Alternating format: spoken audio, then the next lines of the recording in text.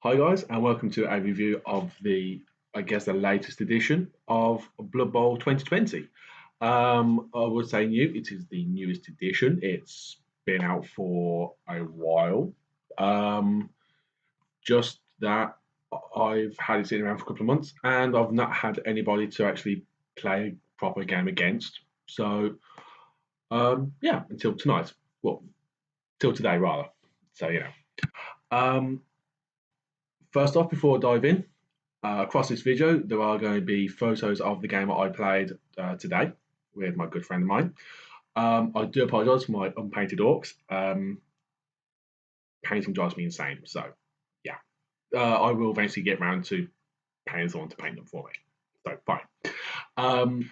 Before we dive into this video, I just wanted to draw your attention to a couple of links in the description below.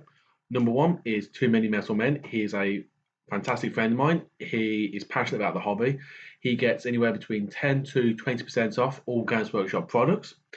I do believe he can order in non-Games Workshop products, like from Fantasy Flight, Asmodee, whoever it is now running Star Wars Legion these days. So go check out his web store. Link in the description is below.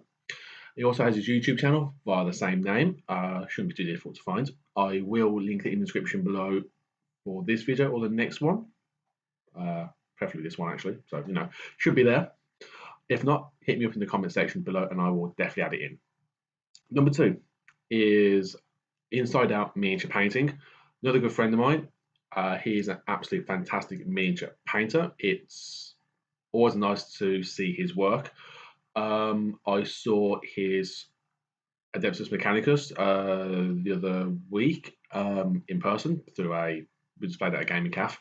Absolutely fantastic. What you see on his Facebook page is a fraction of the actual true quality of what you physically get. It is absolutely stellar. Check out his Facebook page in the description below and have a look at the quality of work he produces. If he fits your budget, then I would definitely highly recommend. So with all that said, let's jump right in. So brand new rule set, pretty much a brand new game for me in that I haven't played Blood Bowl since just about 2 months before the pandemic hit the UK. So we're talking way back. So say it's a new game. It was a refresher for me, not a brand new game in that it was like, say, 40k going from 7th edition to 8th edition. It was not like that sort of change. This is more so tweaks to make things a little bit more balanced-ish and change things around a little bit to encourage new players, new ways of building your teams as far as what skills you take, and also slightly how you play the game as well. If you have played Blood Bowl before, like me, I've played about 40-ish games, so I am in no way an expert on Blood Bowl. I am not into sports, which is strange because, yeah, whatever. And I don't go to Blood Bowl tournaments. I'm not a fantastic player. I regularly get my ass handed to me, but I still play. I still have fun, and that's what I love Blood Bowl. It's a fun, wonderful game. So for me, this was like, so not solely this particular rule set, but trying to play the game straight off the bat was a case of, I remember this, and it's like riding a bike. Is more so what it was like. And then we actually started going, well, let's just double check we're doing everything right. The only small change when you start your game is the actual kickoff table when you've set up your teams and determined who's receiving, who's kicking. So when you are off your kickoff table, the first thing you'll notice is number 11 on the table. That got changed. Well, I think some of the things got moved around a little bit, but Thorough Rock, like from the crowd, has gone. Much to my, depends on how you look at it. I lost an ogre in one game, like straight out killed. First game with them, lost an ogre through that. It was not. It was funny for everyone else, not for me. But there was that. But on the flip side, I've killed Wood Elf War Dancers with it. I've killed witches with it from Dark Elves. I've killed, I think I've killed a werewolf from the Necromantic Horror team with it. So swings and roundabouts, but no more. That's gone. So I was like, oh, that's interesting. So what has replaced that is you roll a d6 and you add your fame. Whoever rolls highest, you end up choosing a player, and who argues with the ref. On a 2+, that player is placed prone in the square that you deployed him in, and counts as being stunned. On a 1, he's sent off as if he was caught for a foul, and that can be any player across your team. When we rolled that, my friend Steve, he chose a player on the line of scrimmage, not entirely realizing what it meant. I, however, was like, Goblin, you, my friend, are at the back. You are going to be stunned. I want my not Black Orcs, because now they're called Big Uns, but on the line of scrimmage, beating stuff, because that's what you're there for. It's your job. So that was that. We also found that as you play, the way you do blocks and all the rest of it, that hasn't changed. It flowed, it was fun, it was fantastic. Picking up the ball changed ever so slightly. So it used to be Games Workshop used to operate on a rule of 7. No idea why. It seems to be their thing. They are phasing that out in favour of what is printed in the book for that data sheet for that player in this case. So it used to be when you say try and pick up the ball, if your agility was 4, you needed a 3 because you had to, because it was a weird way of doing it. It was 7 was the number, and then as the overall number as a thing, and then if it was printed as a 4, it was a difference, and that's what you had to roll. So like a 3+ if you had a agility of 4. It's weird to explain, but when it sinks in, it starts to make sense in a weird Games Workshop style. It's mad, and that has been a constant thing for years. Even the original set of Blood Bowl editions before Games Workshop dropped it because reasons. So in this edition, season 2, which is technically not, it's like season 5 or edition 5 or 6 or whatever it is now these days, what it's supposed to be. They've got rid of the rule of 7. It's no longer a thing. So if my agility is 3, I need a 3+. It's as simple as that. Modifiers have gone for that. So it used to be move into the square to get your ball, get +1 to pick it up. No more. That's the end. If your agility is 3, you roll a 3, or 3+. That's it. End of. If your players are marked, i.e., you've got an opposing player in your own tackle zone, it's a -1 per player. 6s are an auto success. 1s, natural 6s, I should say, and natural 1s are an instant failure. It's as simple as that. You could have 5 players around you to pick up that. When you're picking that ball, if you roll a 6, you pick it up. That's the end of it. So it gives you that 1 in 6 chance of either failing it, guaranteed, or succeeding it, guaranteed, in that sense, regardless whatever modifiers are a thing. Same for passing the ball, gone. Handoff, that hasn't changed actually. Things like that.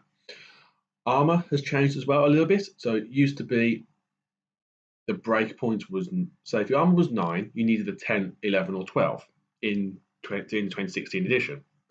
They've changed it now, so if your armor was originally 9, you now need a 10. So a Black Orc in the old 2016 edition for the regular Orc team had armor 9. You needed a 10, 11, or 12 to break his armor. Now in this edition, you just need a 10, 11, or 12 to break his armor. It's as simple as that because it's 10 plus.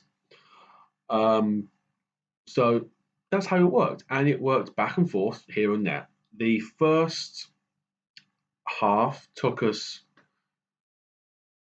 2 hours. That's nothing to do with the rule set. That was us trying to also figure out a new rule set as well as a new rule set, all the tweaks versus trying to remember the game and how we played it in the first place. And then when it comes to the second half, we were like, boom, boom, boom, boom, boom, boom, boom. We got that second half done in literally 40 minutes. And that was us going 1, 2, 3, 4, 5. Yeah, it'll go there, blitz, or pick up the ball, pass. That sort of idea. It worked. It just flowed. So as a one-off game, it worked really, really well. A few other changes was if you're an Orc player, as in the old 2016 Orc roster player,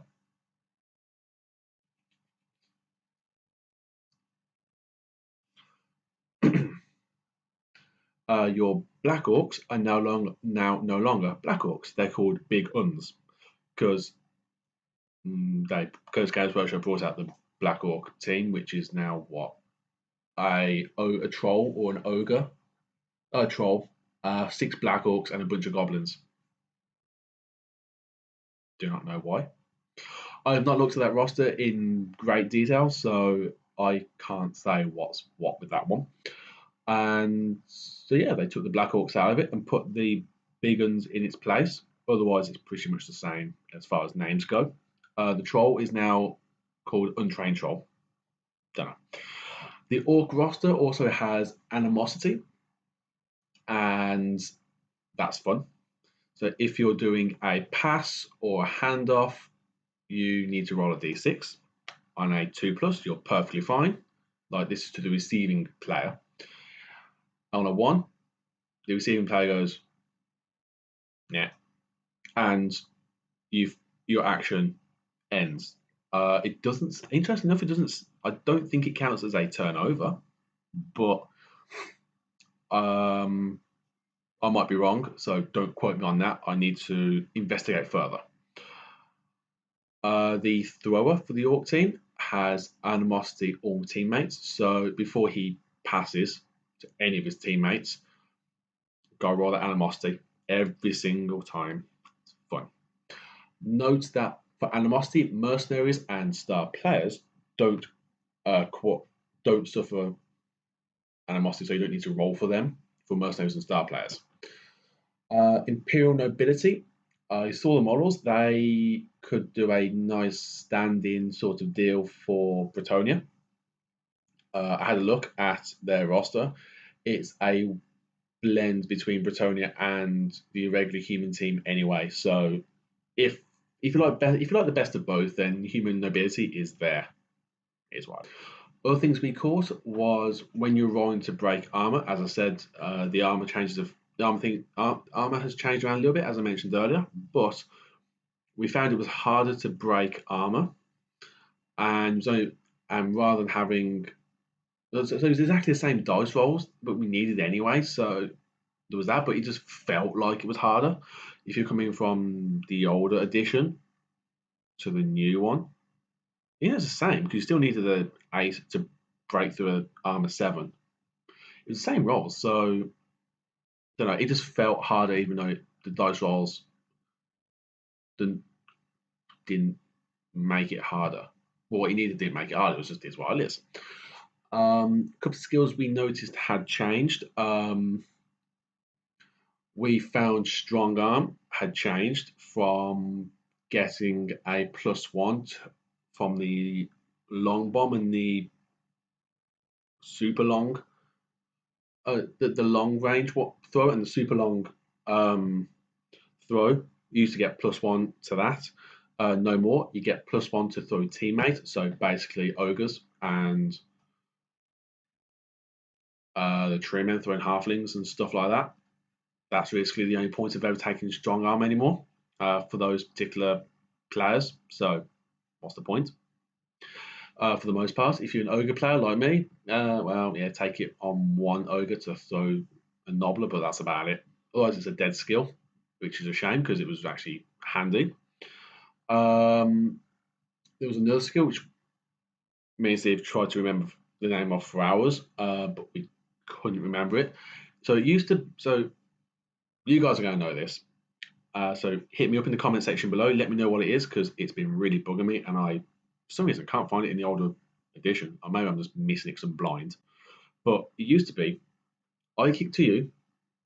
You have this skill, whatever it was called, and before the ball bounces, so before the first bounce, you could move your player up to 3 squares, whether it's closer, further away, or whatever. So like a reposition, you could do that when your player was the receiving team.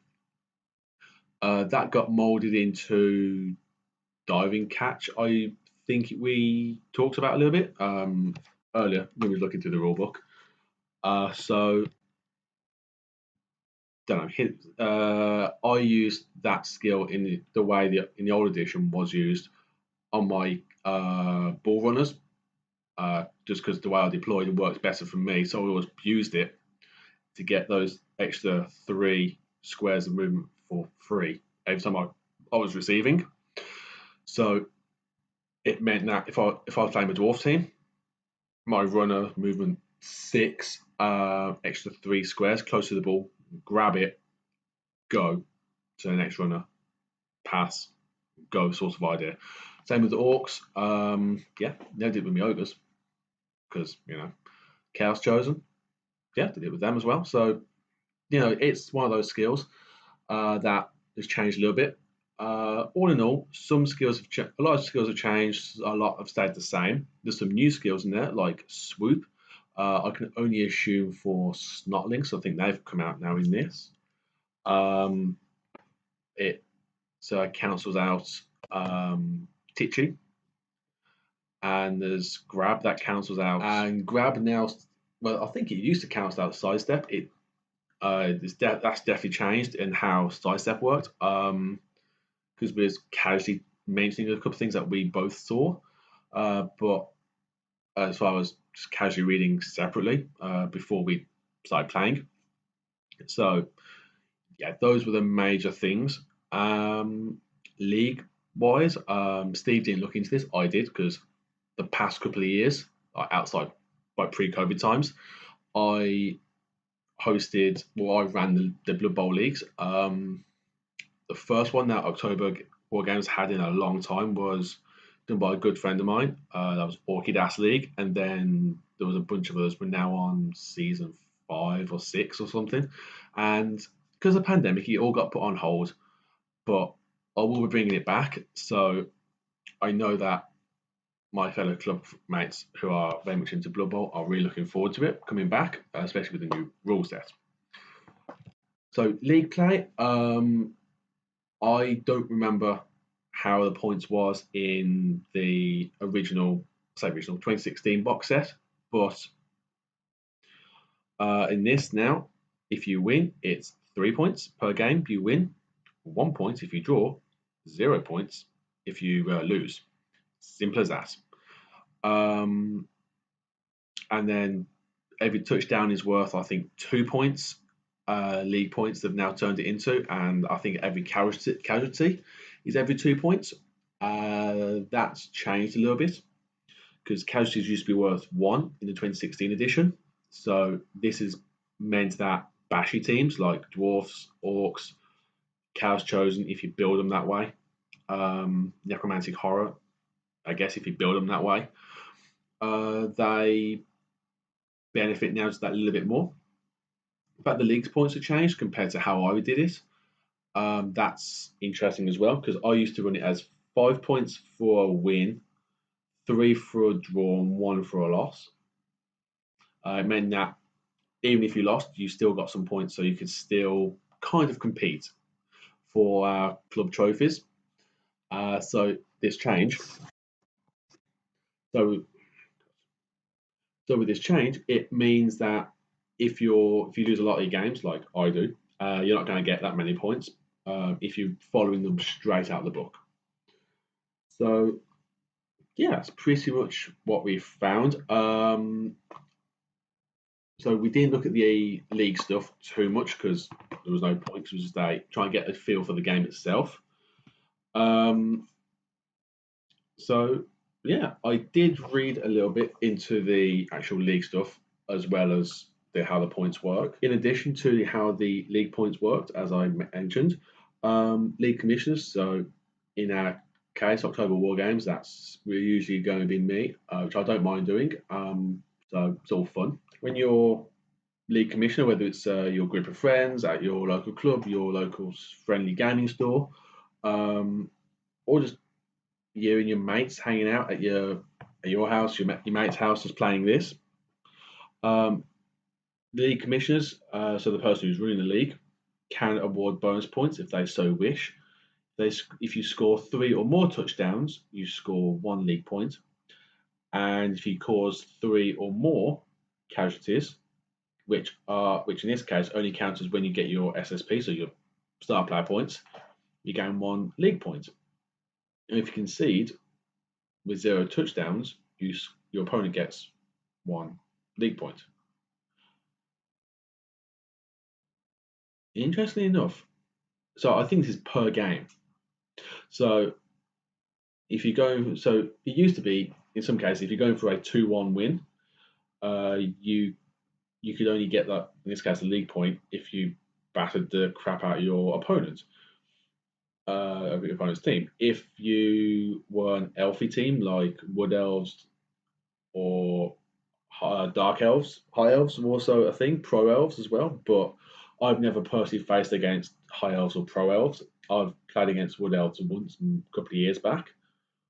In the Orchidas League, actually, once.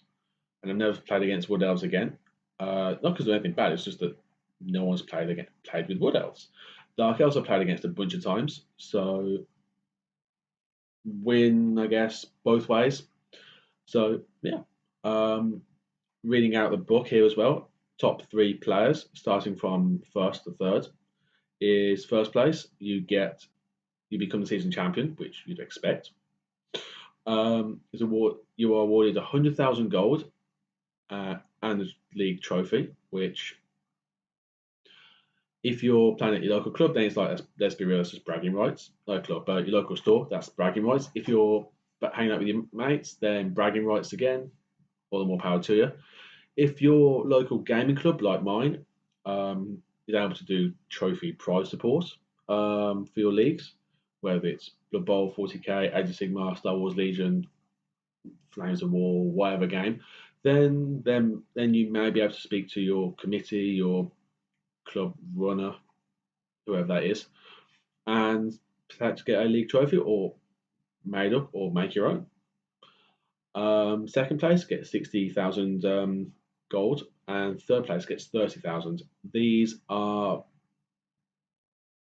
after expensive mistakes. So if you've got like 200,000, 300,000 gold, you do expensive mistakes thing first, then you get your prize money, so you don't lose your prize money. And you can use that to rehire your very expensive players who have got like 5 or 6 skills that you've given them. So yeah, redrafting literally looks the same. Yeah,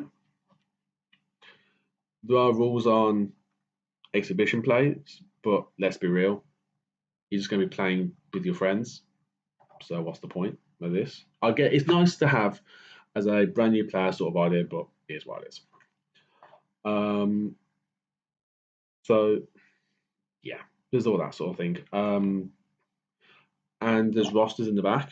So I would show you some of these, but I don't want to get caught out, so whatever. But there are all various different team rosters in here in the back with points and stuff There are a few team rules, such as low cost linemen, things like that. Masters of the Death, favoured of whatever rudeness power, like Korn, Nurgle, Slanesh, Zinch, whatever. Stuff like that. There's more stuff in here, that sort of idea. All in all, it's fun. It's the best way to put it would be, and Steve agrees with me actually, because I mentioned it to him, it feels like Blood Bowl 2016 edition 0.5, where there's been some updates, some changes to make the game flow easier, make it work. That's my take. He agrees with it wholeheartedly. So, guys, I hope you like this review. I know it's been a bit longer than the last one, the Age of Sigmar one, but this one's more in depth because, I mean, it's that as a rulebook versus the Age of Sigmar review where the rulebook, the rule pack for that is like, I mean, it's like 40 odd pages long, but a lot of it was just mostly self-explanatory and it just flowed anyway. This works. It flows. It's like I said, it's 2016.5 edition. Few changes, few tweaks, just different way in how you play. So just think about that when you're playing. If you played a lot of 2016 and I dare say a lot of the older editions, there may have been the modifiers to pick up the ball, pass the ball. No more. We got caught on that a few times tonight. So don't forget to hit the like button, subscribe button, and when you hit the subscribe button, let's hit the little bell. Just gives you notifications on all my videos that will be coming out. So you never miss a bash report or another review of a rule set or a how to play Star Wars Legion or a 40k or a Blood Bowl team bits and stuff like that. So you never miss a video for that. And share this video with your friends, your club mates, your local store. Try and get someone to host a game of a league of Blood Bowl and just have fun. Blood Bowl is a wonderful game where you can go from beer and pretzels straight to tournaments. And I've not played many games that can do both, and Blood Bowl is exactly both. You can play with beer and pretzels and just don't care, have fun no matter what happens, or you can play in tournaments and you go, you know what, I've fucked up, game's over, congratulations, go outside, have a fag, have a drink of soft drinks, alcohol, whatever it is you fancy, get ready for the next game. That's it. So it's both, it's wonderful, it's fun, it's annoying, it's stressful. That's why I play. Thank you very much guys for watching, and I'll see you next time. Cheers.